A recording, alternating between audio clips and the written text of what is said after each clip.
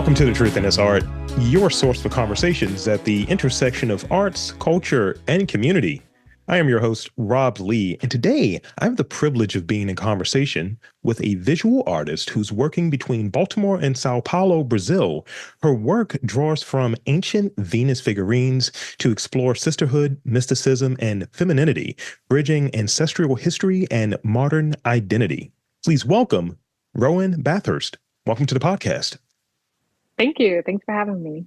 Thank you for coming on and spending some time. We were already chatting. I feel like we did a pre-podcast to the podcast. That might be another podcast. We'll see. How many times can I say podcast?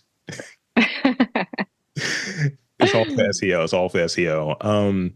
So before we get into the sort of the main themes and main conversation today, I'd be remiss if I didn't ask you if you could introduce yourself in your own words. I think we get these really well thought out, good words, well written artist statements and bios, but inevitably something is missing. You end up getting, when folks feel comfortable, they share these details that don't show up in those bios. So I want to give you the space and opportunity to do so. Yeah, this is true.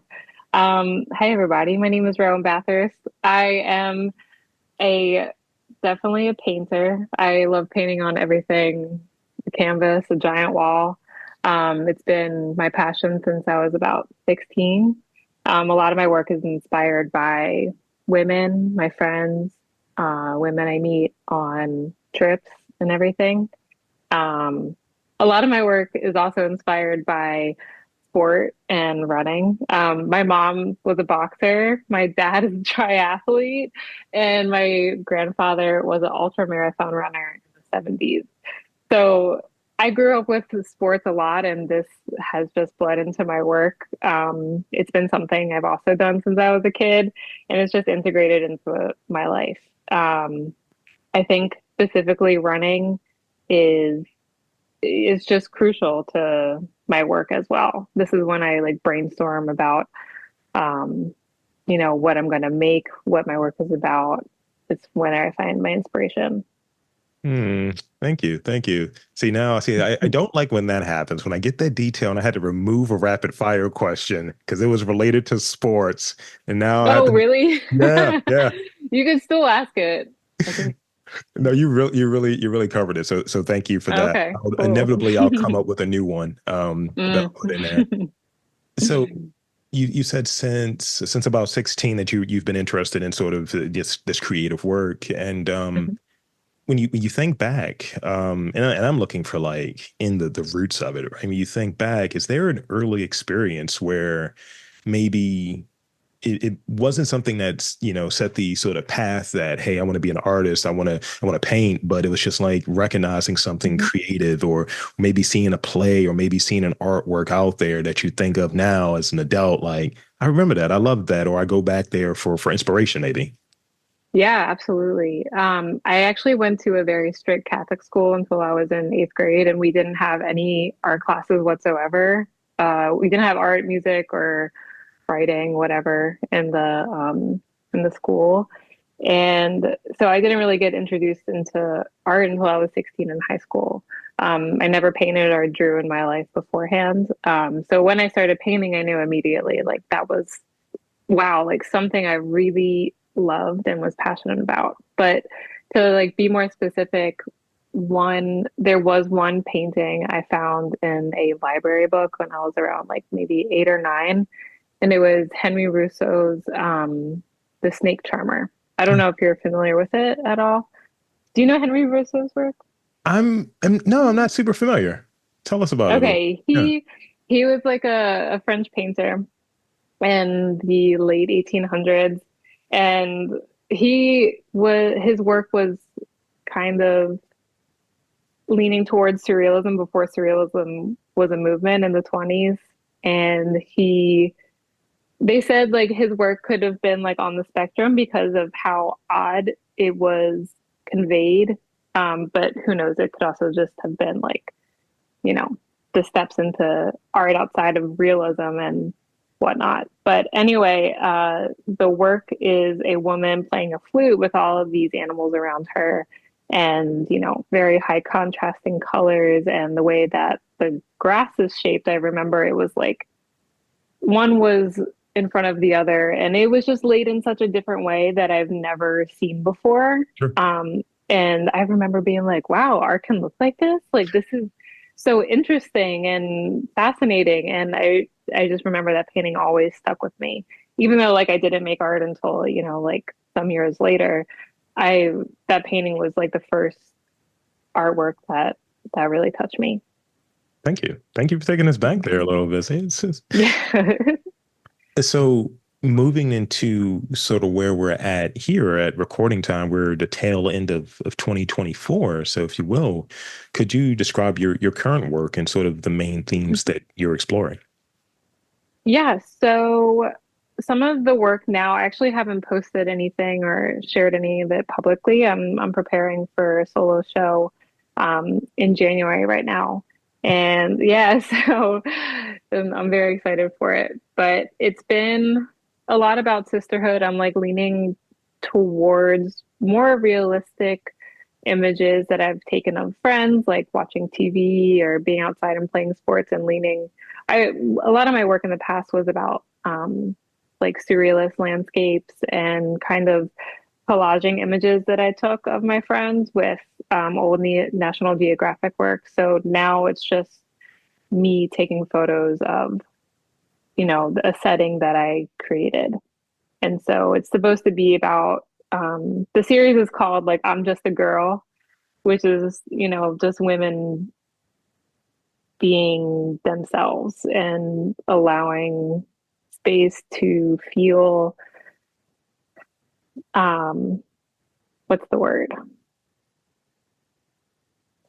I guess, just to feel at peace. And yeah, they're my friends that I set up.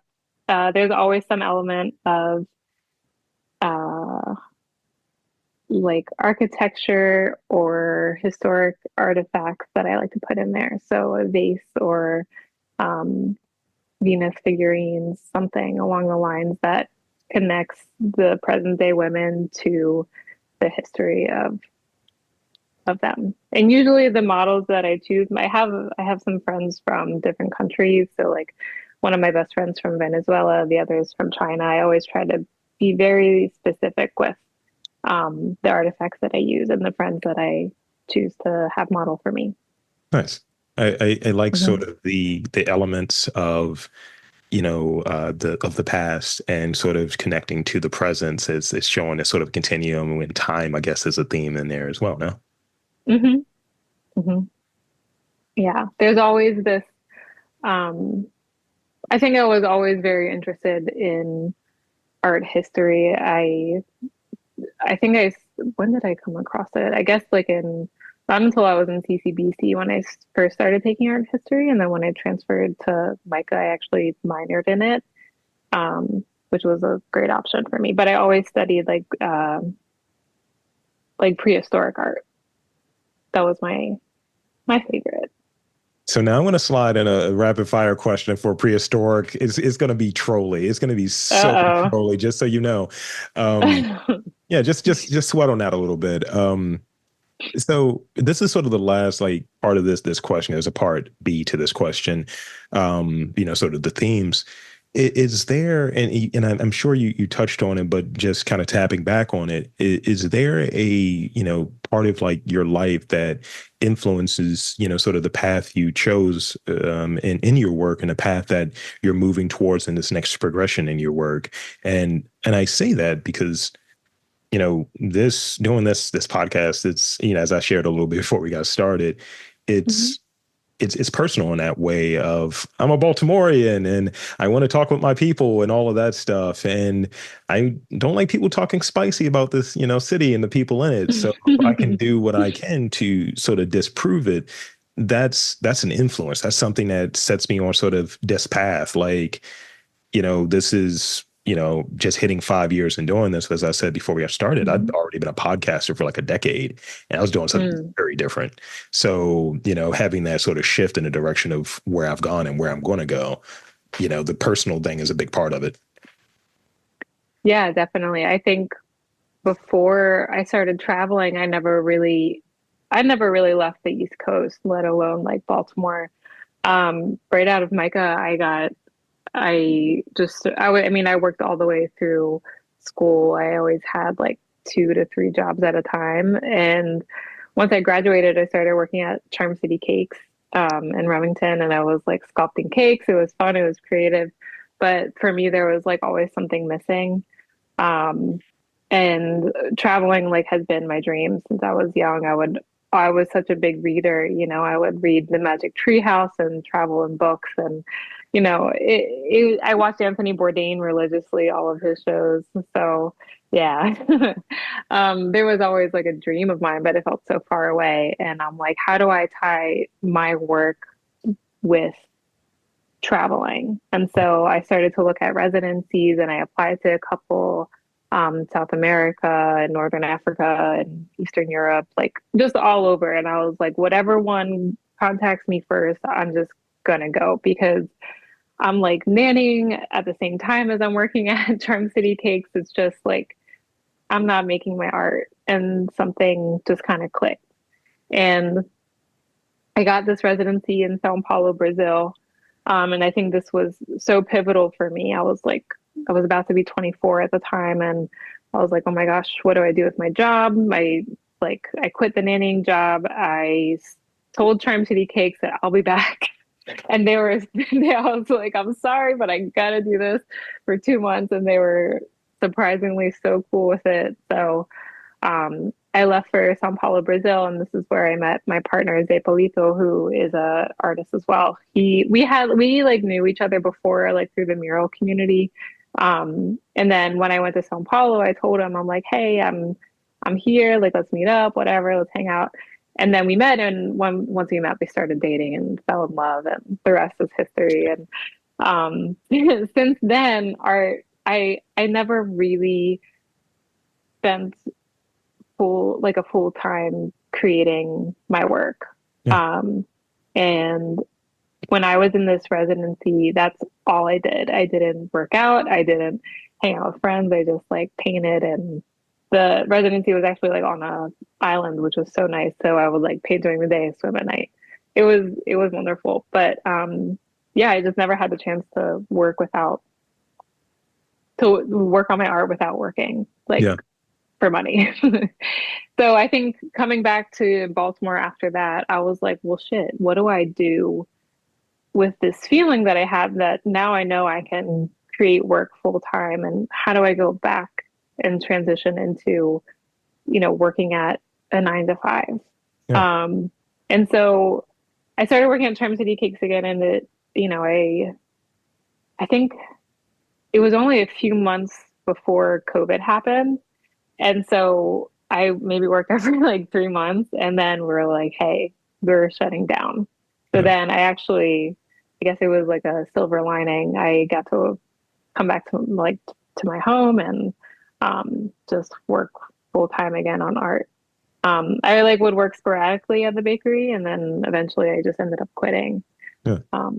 and started working full time as an artist. And that's great. I want to comment on one thing before moving into this next question. Mhm. 'Cause I've been revisiting some of the books that I draw inspiration from, that I sort of get insights from, and one of the things I've been rereading a lot recently is the death of the artist, and it's this one thing that keeps popping up as far as these artists that are interviewed for this book. It's sort of some artists that are not the household names, if you will. They're doing great work and all of that stuff, but it's not like the Coons and all of that stuff of the world. Mm, mhm.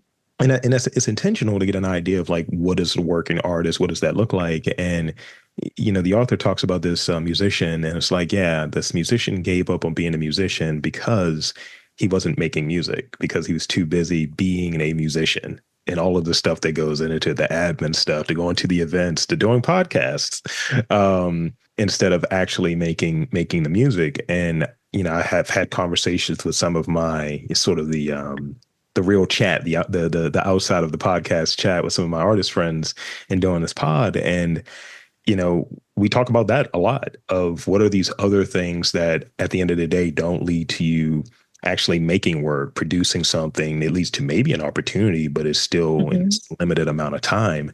And sometimes sort of that job situation as well. It's just like rent increases, canvases, Yeah. materials, and all of that stuff. And, as I was sharing before we got started, I and have the same thing and I'm still cranking stuff out, but it's very little time to do these other things. When the Oh opportunity yeah. when the opportunity Yeah, presents definitely. itself to maybe shift it to a full-time thing, full-time practice, it's great. Oh, it was, but I mean, it's such a rocky transition, to be Hmm. honest.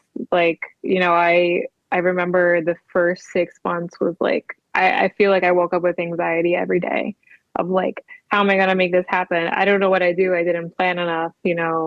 I just knew that I was like making more money doing one mural or selling one painting than I was working a full-time job. And I'm like, this is if I put all my time into doing this, then I can get by. But like I never really wanted to, well, I never wanted at all to make work for money. I just knew I needed to do it. It was just this like drive inside of me. And the fact that I make money and my life off of it, it's like even better. So yeah, but the transition was such a challenge. I think, learning discipline was the hardest thing for me. And learning all the hats that we have to wear. Like you said, administration, how do I juggle my relationships? How do I promote myself? How do I have to do all of this work myself. And that was something I just didn't think about at all. I always had the safety net of a job.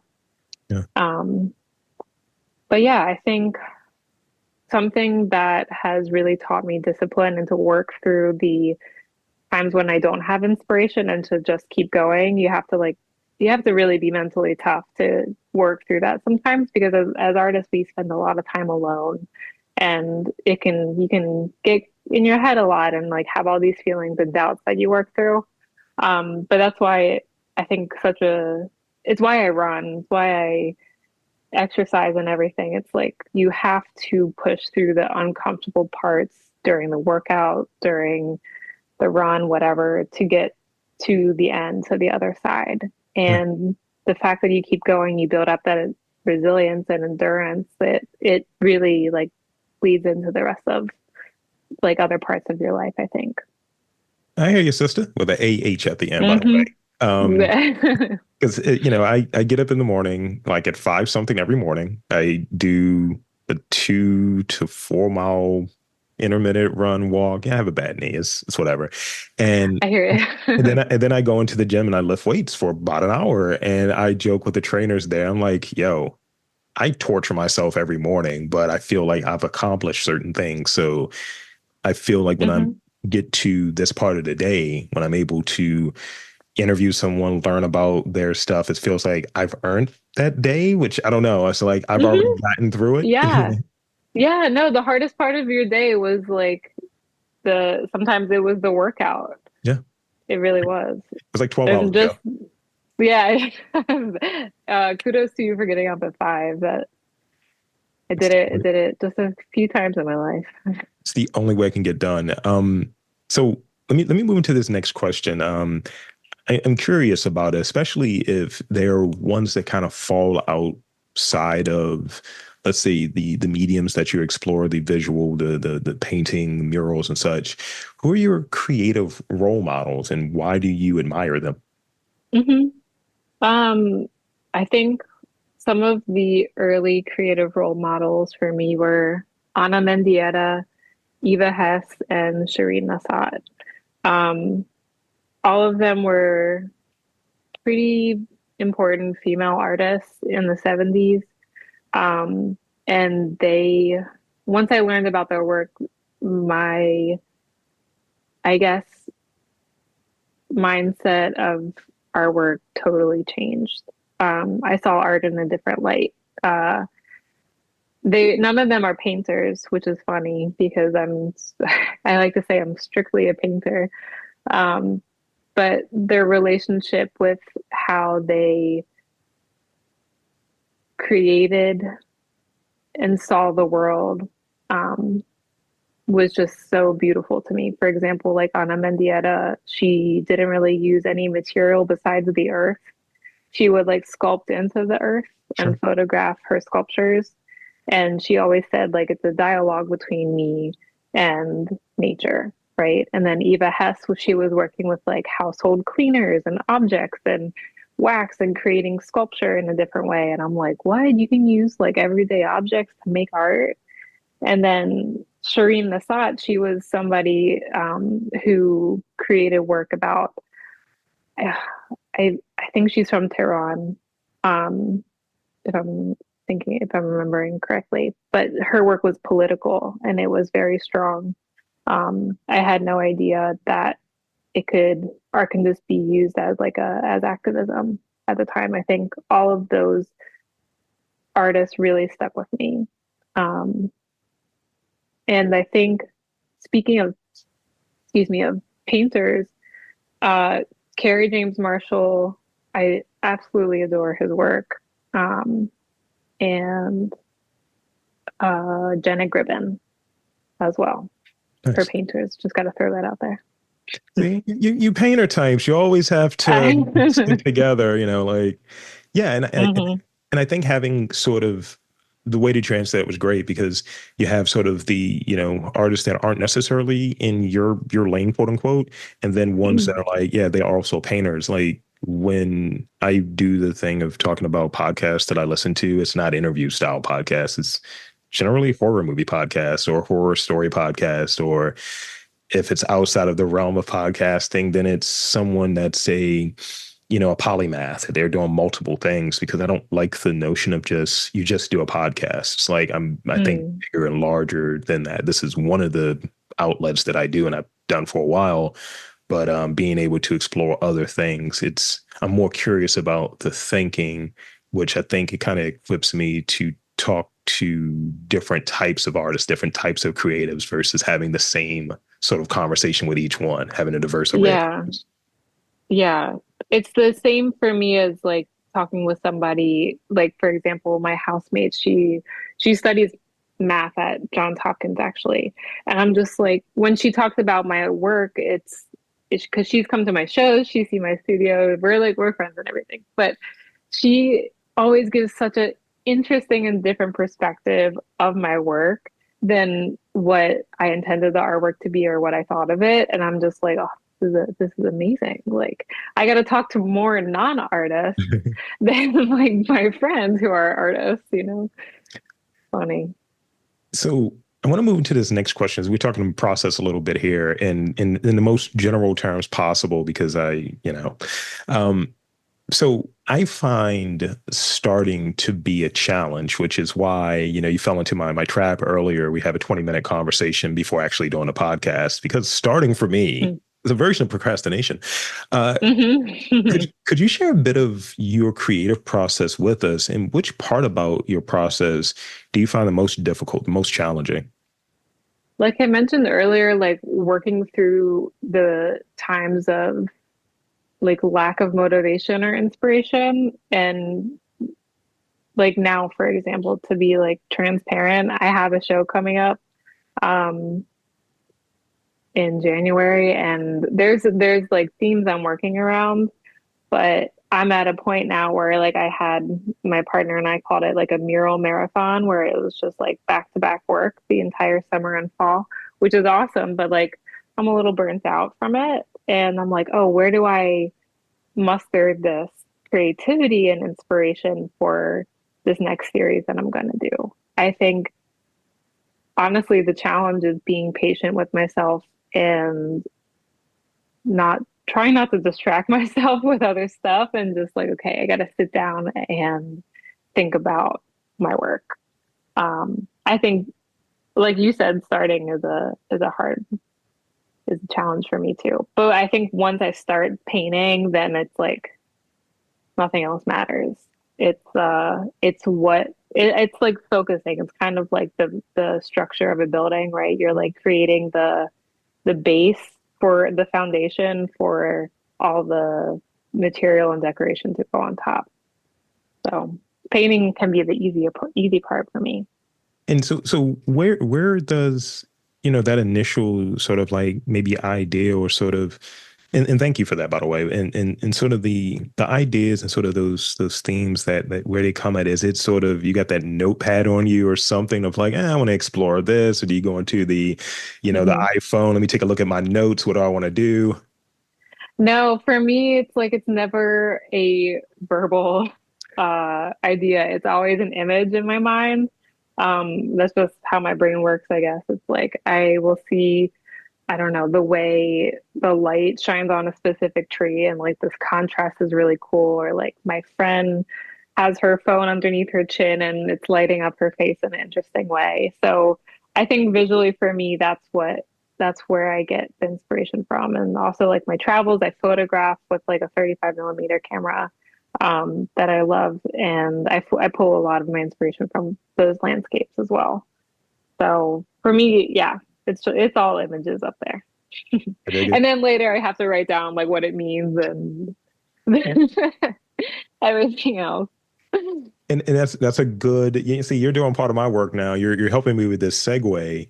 Um, and so I definitely want to know the meaning here. So in looking over, going through the website, I don't know how many movies you watch, but you see like someone there investigating like, the criminal, and they've gone from this location to that location. They have the little strings that connect locations. Hmm. That when I do my research for you guests, right? And I've noticed that the color red is like a reoccurring color in your paintings and your murals. Can you explain sort of the Hmm. significance of the color red? Yeah, initially I was about, I think around 2020, I was playing around with just a lot of monochromatic painting. Um, and I really gravitated towards the red a lot because I have these like stage lights that I would, you know, put on my friends and, we would be outside in the dark and they would be glowing with this like red hue. It's so cool. I need to like post more of my my photography actually.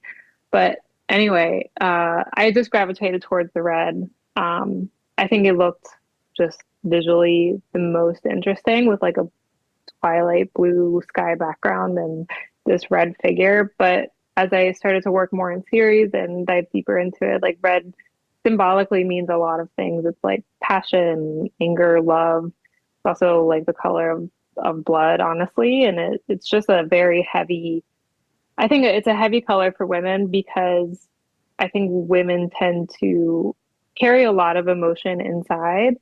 And whether they express it or not is like up to that individual. But I think it's just a very emotive color. Um, and so painting women red, these women are like my friends that I photograph, but is a way of honoring their emotions and the complexity that we feel inside. So obviously, and I shared this a little bit, that I was doing my research. I found maybe some videos out there, some vlogs and things of that nature. But there was one story that I saw was about this creating one of these large scale murals. The piece on a wall at Drug City. Could you share the Hmm. importance of adding color and sort of public art in murals, adding some color to the gray that we're all encountering in some of these cities? Because I've talked to some muralists. Yeah. I had a little conversation with the folks from on the Brush Mural Fest. So definitely Oh, yeah, yeah. hearing about that would be great. Tell us a little bit about sort of the importance of adding color, and if you want to touch on Drug City, please. Yeah, well, painting Drug City Pharmacy was just such a joy. It's located in Dundalk, and the people in Dundalk are just like the sweetest, kindest, kookiest people out there.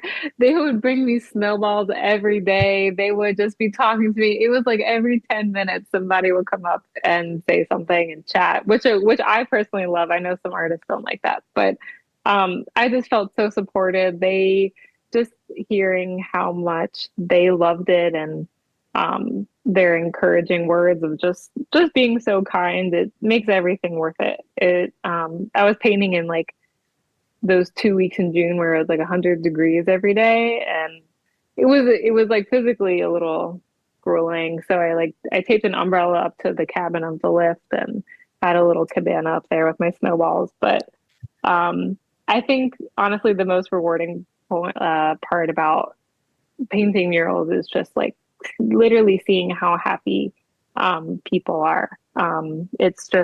It's the best thing. It's like they get to see that every day. They get to walk up there. Some people specifically at in Dundalk at Drug City, it's like they go there every other day. So um, I'm honored to paint for the community. And I think also what I was saying before, like I'm talking to non-artists about artwork, they always have a different perspective on it. And when I'm working with like a community to make a mural and we're brainstorming, I try to always stay like really open about what they want to have in the mural and just kind of like bounce off of their ideas as well as mine. So it's always very rewarding for sure. Thank you. So I got two more real questions, and I have now 15 rapid fire questions. You've been talking, I've been writing, so I'm kidding. Oh, okay.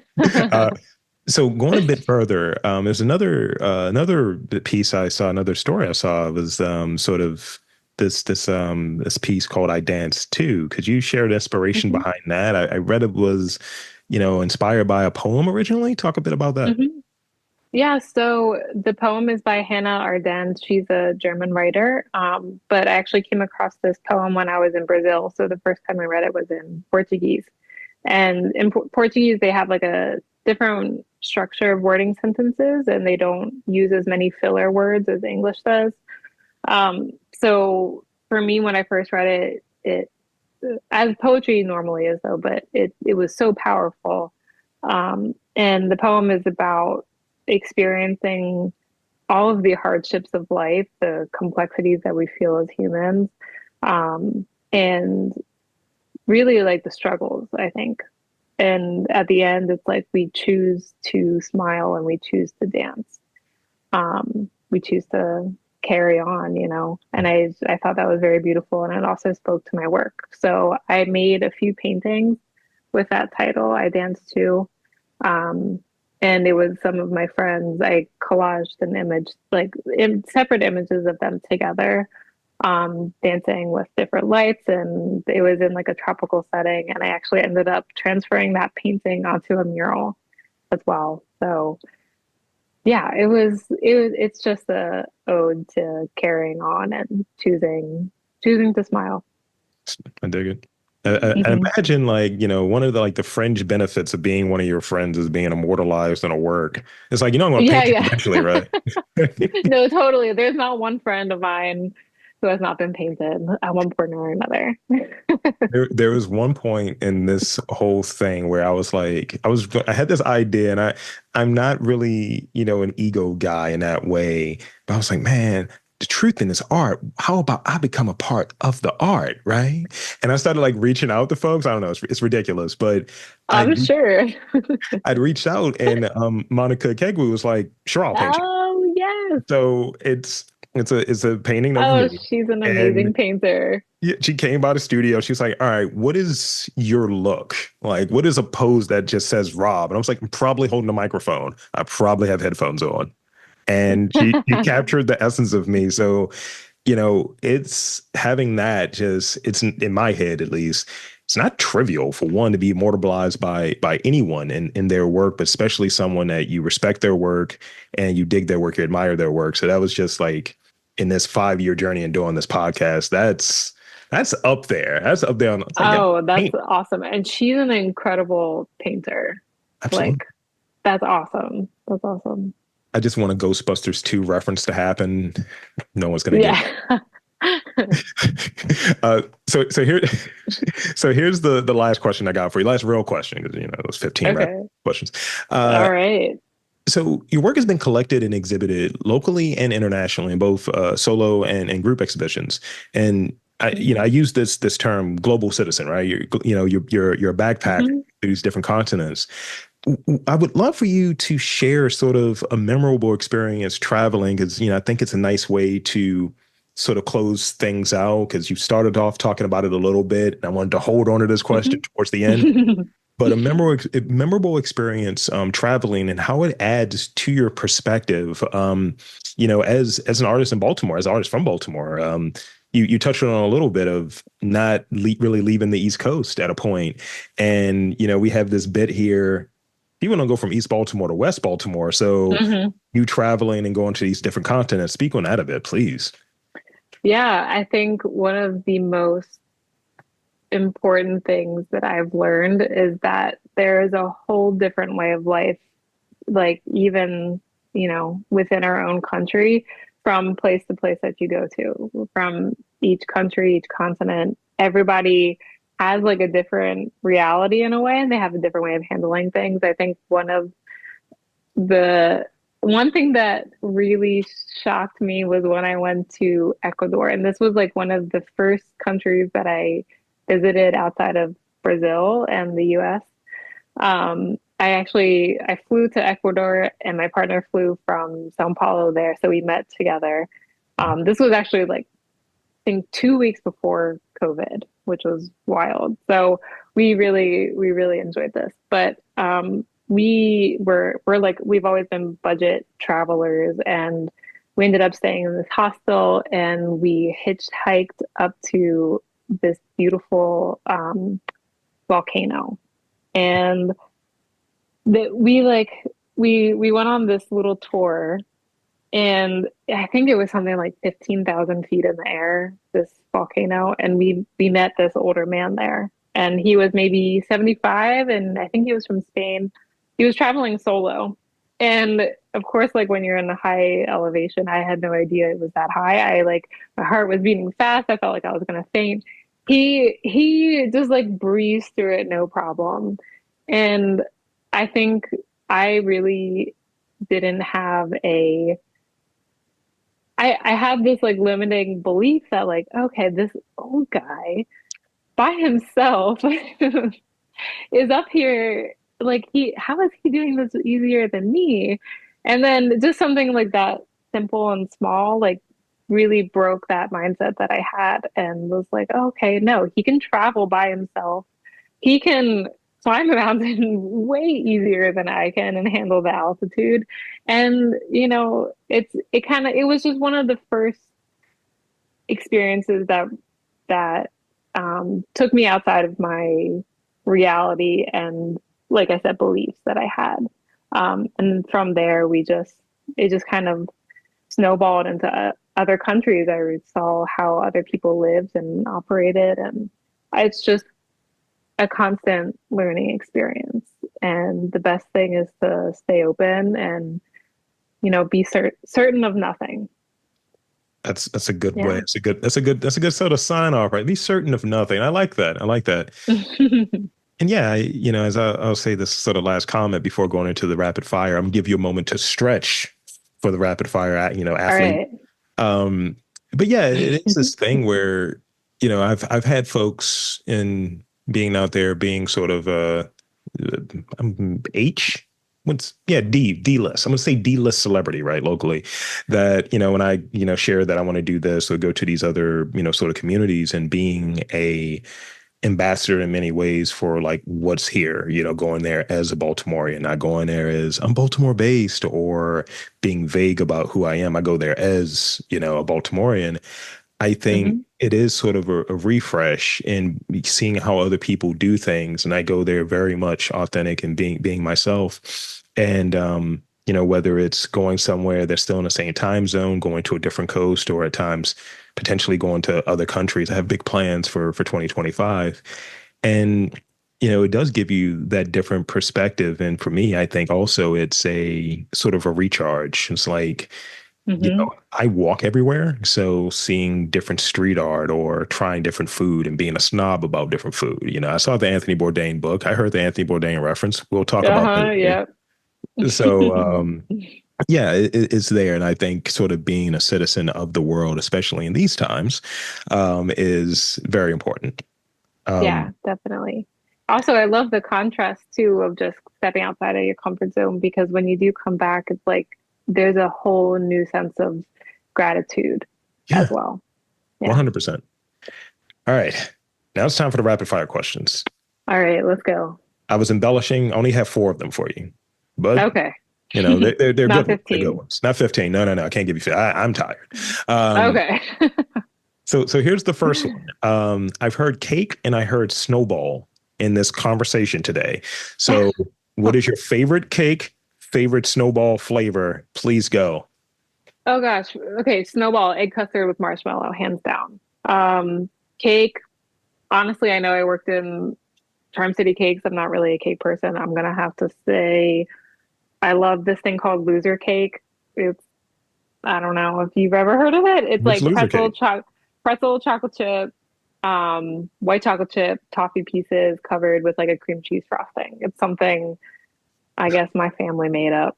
I don't know. That's It's so good. My favorite thing. that's Sweet and salty goodness. that's something that it's like the cake equivalent of the old Take Five candy bar that has like the pretzel and the Oh caramel. yeah, probably. It's got a cinnamon too. It's like I'm here for it. And I hmm like the snowball choice there. Once upon a time in the background, your boy Rob Lee works on, different collaborations. I was trying to collaborate with a local snowball distributor on a particular flavor. I'm a whore to have my name attached to things. And ah. I have a cocktail. There's a coffee out there in the secret menu that has my name on it. There may have been a dessert waffle from Waffy back in the day, random. But the snowball flavor I go with, you got the egg custard, right? You got the Okay. marshmallow thing, right? We're on the same page there. I do coconut syrup as well with it. Coconut with egg custard. Yeah. Ooh. Uh-huh. Actually, that could be that sounds pretty good. It slaps. I'm gonna try that. I'm currently in Florida, so there are no snowball. Maybe there is, but I'm gonna have to wait to get back to Baltimore. And just roll up on an alligator and like, yo, crocodile, whatever. It's like, look, I need a snow. Hey, um, they have so drive-through service. nice. So here's the next question I got for you. Crabs, Orioles, Black-eyed Susans make up some of like Baltimore's iconography and visual language.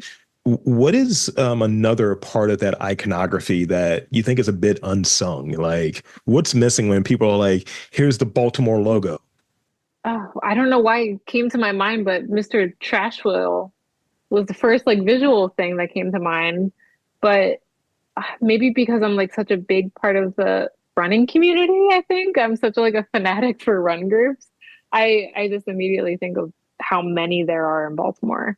Um, Not Volo or anything you got to pay for, but like, Riot Squad, Tribe Called Run. Uh, I don't know. I think they make up a lot of Baltimore. So a running sneaker A with. sneaker. Yes. Also, the Baltimore Marathon is like historically one of the hardest marathons in the US because of how hilly it is. And we need to get a little bit more love for our running community out there. Look, stop being cowards. Have an official Baltimore sneaker. Attach it. Make it happen. Oh, yes. Yes, yes. Uh, Waiting for Here's the that. last two I got for you. Here's the first one. Okay. Which three colors, if you will, are always on your palette? Okay. Blue, red. I'm gonna say green. Okay.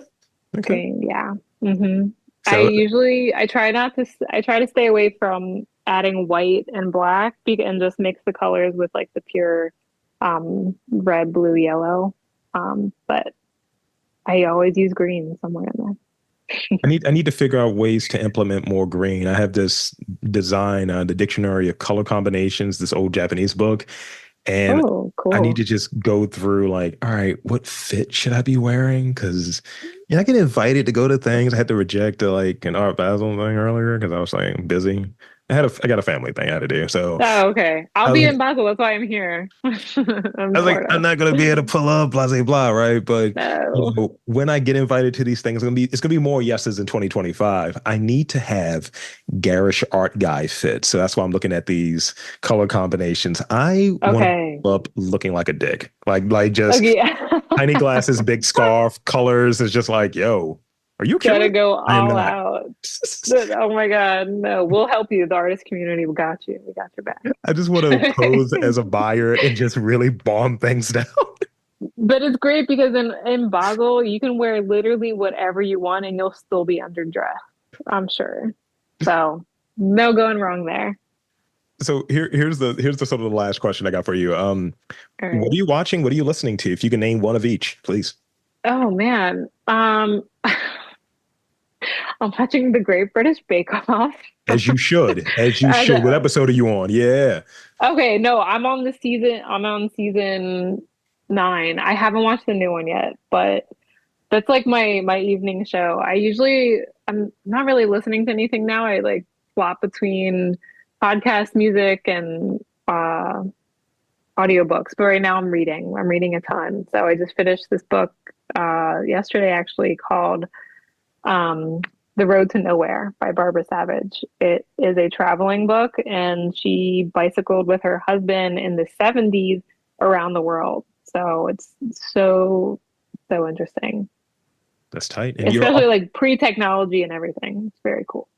That's really tight. I like it. Mm. And as a fellow British Baking Challenge watcher, we definitely should trade notes on some So thoughts glad. on that. I'm so Um, glad. yeah. It's because it's science. Like I'm okay at cooking. Well, I'm good at cooking. Let me give myself some propers, as they say. Okay. But when it comes to baking, I ain't got it. So I So admire people funny. that do it.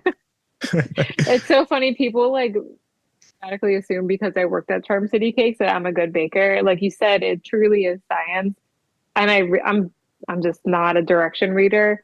I really suck at baking too. Love eating the all baked goods. I won't lie, but anything with baking, just not my thing. Love watching it. Isolate that part. I wish I had a producer in that way. Isolate that part. Love eating, any of the Yeah, things that'll bake. That'll be great. If I can get a we'll cookie try anything. with some white chocolate chips and some cream, she's like, yo, we're making this loser cake real quick, but as a cookie. I Uh, know that's my limits of baking skills. The loser cake. well, that's it. So there's two things I want to do, as we conclude this conversation. One, I want to thank you for coming on and spending some time with me. This has been a lot of fun. It has been so much fun. I really enjoyed this.